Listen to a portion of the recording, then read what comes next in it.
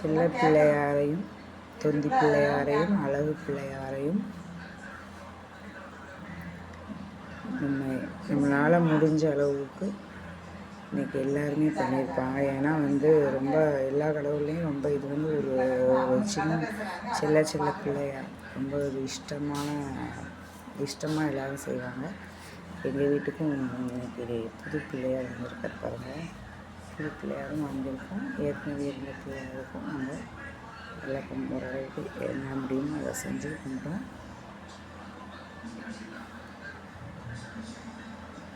எல்லா குடும்பத்தினரும் ஆரோக்கியத்தோடும் நல்ல சுகத்தோடும் சீரும் சிறப்புமாக வாழ இந்த குருவிக்கூடு சேனல் பிரார்த்திக்கிறோம். வாழ்க வளமுடன், மங்களம் உண்டாகட்டும்.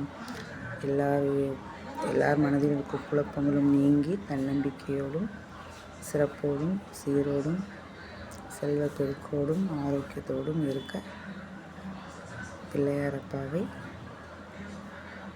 வேண்டி கொண்டு மகிழ்ச்சியோடு வாழ நல்வாழ்த்துக்கள்.